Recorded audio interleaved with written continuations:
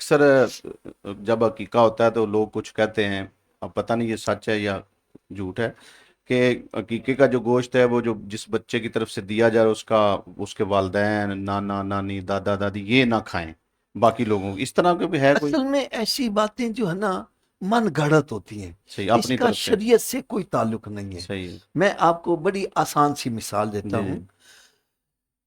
ہم یہ صدقات نافلہ میں آتا ہے، صحیح ہے۔ جیسے ہم 11ویں شریف کا ختم دلاتے سبحان ہیں اللہ، جی۔ تو وہ سارے کھاتے ہیں۔ صحیح۔ سرکار صلی اللہ علیہ وسلم کے میلاد کی نیاز جی دلاتے ہیں، صحیح۔ یہ بھی صدقات نافلہ ہے۔ صحیح ہے۔ تو یہ غریب امیر گھر والے، خود بچہ، اس کے صحیح ہے۔ ماں باپ، سید زادے سارے کھا سکتے ہیں، اللہ، صحیح ہے۔ یہ اس میں کوئی پابندی نہیں ہے۔ صحیح ہے۔ اور یہ چاہے آپ کچا تقسیم کر دو، اچھا۔ چاہے پکا کے دعوت کرو، صحیح ہے۔ اس میں کوئی حرج نہیں ہے۔ صحیح۔ اور اس کا جو میں نے بتایا نا قربانی کے مسائل کے ساتھ اس کا تعلق صحیح۔ ہے، صحیح۔ تو جس طرح قربانی کا جانور افضل یہ ہے جی۔ اس کے گوشت کے 3 حصے کیے جائیں، صحیح ہے۔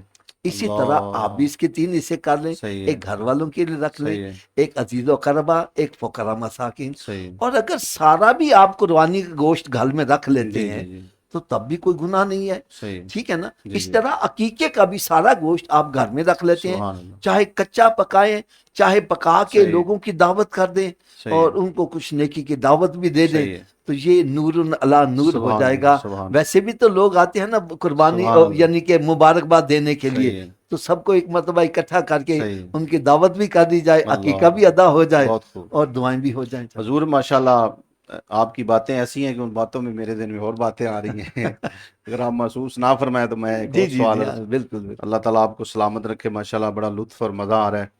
حضور یہ قربانی کے بارے میں آپ نے فرمایا، قربانی اور عقیقے کے مسائل اکثر، تو یہ قربانی جو ہے وہ تو 3 دن ہے، ہاں جی، یعنی 10، 11، 12، تو عقیقہ جو ہے یہ بھی، یعنی اس کی بھی کوئی ہے اس حوالے سے اس ذرا؟ کے لیے نا عقیقے کے بارے میں ایک بات بتلاؤں، جی، افضل تو یہ ہے کہ 7ویں دن کیا جائے، بچہ پیدا ہونے کے بعد؟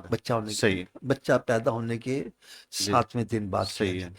7ویں دن کا اثر ہے تو 14ویں دن، 21ویں دن، طاق، ٹھیک ہے نا؟ صحیح تھا ہے، جی یہ کر لیں۔ صحیح۔ اور اگر آپ اس میں بھی نہیں کر سکے صحیح ہے۔